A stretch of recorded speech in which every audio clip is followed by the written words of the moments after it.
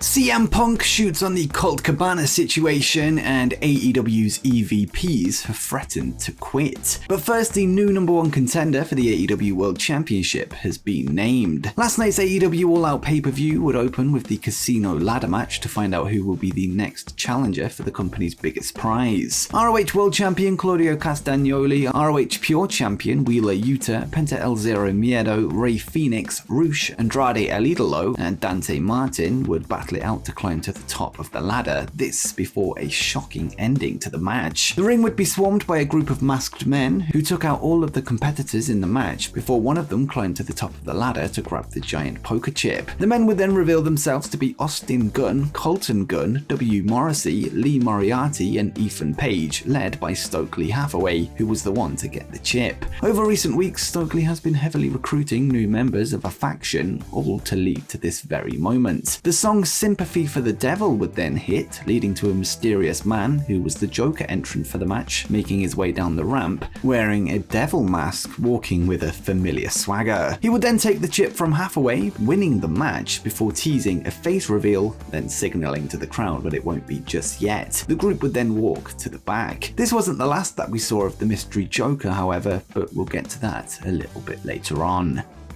Next, new champions are crowned in All Elite Wrestling. AEW would see 8 championship matches across the 0-hour pre-show and the main event pay-per-view card, and excluding the AEW World Title match, which we'll get to later, there would be 2 new champions crowned on the night. Early on, the inaugural AEW World Trios Championship would be on the line in the final of the tournament, with the Elites Kenny Omega and the Young Bucks taking on Hangman Page and the Dark Order in a match with a ton of backstory. In the end, it was the Elite that walked away with the belts after Hangman accidentally struck his partner John Silver with a buckshot lariat, with Kenny Omega taking advantage of the situation to score the pinfall win. The next new champion would be crowned later in the night, when the interim AEW Women's World Championship would be up for grabs. Following the injury to current champion Thunder Rosa, Dr. Britt Baker DMD, Jamie Hayter, Toni Storm, and Hikaru Shida would fight it out for the interim belt. One notable incident would see Britt Baker pull the referee out of the ring when it seemed like her friend Jamie Hayter was about to score the win, and Baker would later pin her in the match, seemingly planting a seed of friction between the two. In the end though, it would be Toni Storm leaving with the title, pinning Jamie Hayter for the 1-2-3, winning her first championship in All Elite Wrestling. Next up, a new AEW World Champion has been crowned. Now we're getting to the really good stuff, as the main event of the show was explosive, to say the least. It would see Jon Moxley put his AEW World title on the line against Chicago's hometown boy CM Punk, who looked to right the wrongs of 2 weeks ago. After a grueling professional wrestling match, Punk would this time avoid any serious injuries to his previously damaged foot, allowing him to overcome the odds and defeat Jon Moxley, kicking out of a Death Rider before dropping his opponent with the GTS for the 1-2-3. That wasn't the end, however, as the lights would go out during his celebrations before a voicemail from AEW President Tony Khan would play over the speaker system, who left one final offer for an absent AEW star, and Khan would say, "So it's been a few months now, and your continuous, unexcused extended absence is hurting the company, and it's definitely hurting the fans. And I know you don't care about the fans at all, but I do. So if you will show up at All Out, I am willing to swallow a very bitter pill for the sake of the fans. I'll put you in the Casino ladder match, I won't force you to sign an extension, and I will pay you $1 million, but you have to show up at All Out. This is my final offer, and you're not gonna get a better one." A clip of CM Punk's 2005 heel turn in Ring of Honor would then play, with Punk telling the fans back then that the greatest thing the Devil ever did was convincing people that he didn't exist. The Devil from earlier in the night would then appear on the big screen before revealing himself to be no other than MJF, who would say, "I am the Devil himself." MJF's music would then hit before the number one contender for the AEW World title would walk out onto the stage to face off with his longtime nemesis. The return of MJF comes after a 3-month absence following the now infamous Pipe Bomb promo, where he aired his grievances towards both AEW and Tony Khan, stating that he doesn't want to be here anymore. This followed a reported real-life breakdown in contract renegotiations between the two parties. It's worth noting that MJF seemingly hasn't signed an extension beyond the January 2024 expiration date, if the voicemail is to be believed, although it's unclear if this is part of the elaborate work that seems to be taking place. Regardless, MJF is finally back, and AEW has built an intriguing main event feud as we head into AEW Dynamite Grand Slam in MJF's hometown of Long Island, New York.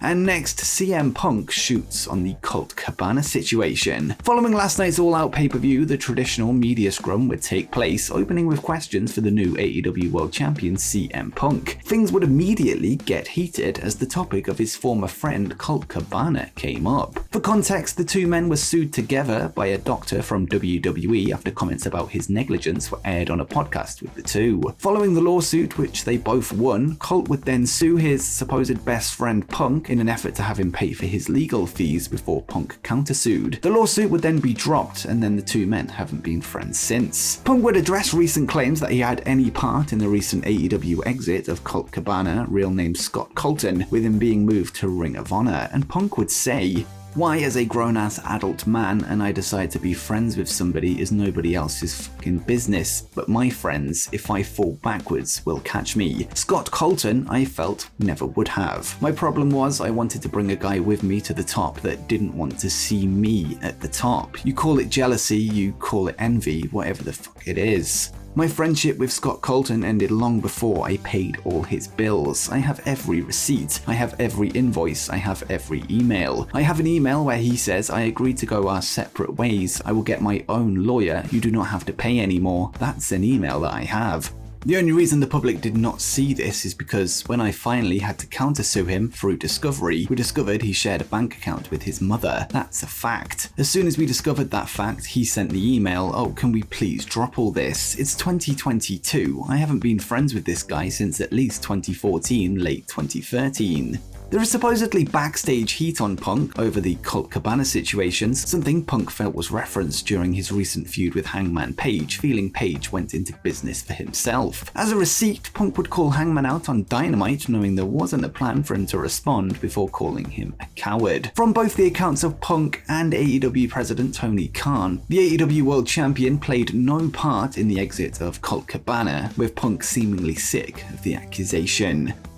And finally, AEW's EVPs have threatened to quit AEW. And speaking of the CM Punk media scrum, he would also reference recent reports that he was threatening to quit AEW, as well as stories that he went into business for himself with the unplanned Hangman promo. In the scrum, Punk would stand up for himself and call out both Hangman and AEW EVPs Kenny Omega and the Young Bucks for leaking lies to the dirt sheets in an attempt to sabotage their own top babyface. And heated Punk would say, "The fact that I have to sit here because we have irresponsible people who call themselves EVPs and couldn't manage Target, and they spread lies and bullshit and put into a medium that I got somebody fired when I have all to do with him. Want nothing to do with him. Don't care where he works, where he doesn't work, where he eats, where he sleeps. The fact that I have to get up here and do this in 2022 is fucking embarrassing. What did I ever do in this world to deserve an empty-headed fucking dumb like Hangman Adam Page to go out on national television and fucking go into business for himself? For what? What did I do? I didn't do a goddamn thing. I'll tell you why I'm upset about it. If you're an EVP, you don't try to middle your top babyface. Try to get your niche audience that is on the internet to try and hate him for some made-up bullshit rumor. Really pisses me off."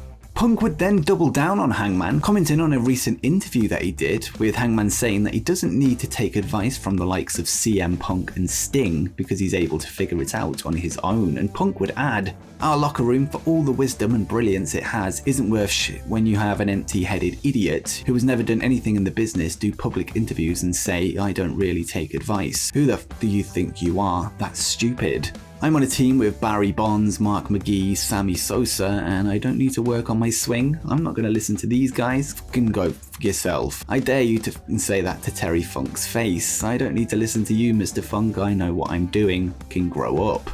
After Punk's media scrum was over, reports then began to emerge that there was a backstage altercation between Punk, Ace Steel, who's his coach and an AEW producer, and the Young Bucks. Brian Alvarez on Wrestling Observer Radio would add some details on the matter and say, "Apparently there was an altercation after Punk left the press conference, and we had multiple sources state that there was an altercation. I wasn't there, I don't know everything that happened, but many people said that there was an altercation with Punk and the Young Bucks. I don't know who else was there, but it happened and everybody knew about it, and the security guy did in fact go running out of the press conference. I would presume that there were people that did the press conference that knew this had happened, but Tony Khan did not know that it had happened because Tony Khan did not have his phone, and nobody told him until after. Fightful Select also reported that Omega and the Bucks were very pissed off about Punk's comments, and word was going around that they had even threatened to quit the company, which is pretty ironic if it's true that they were the ones to leak the same about Punk. Whilst it's unclear if the Elite will actually go through with the threat, it seems that the backstage tensions in All Elite Wrestling are reaching an all-time high. And before you go, make sure you check out the truth behind CM Punk's secret wrestling returns before AEW.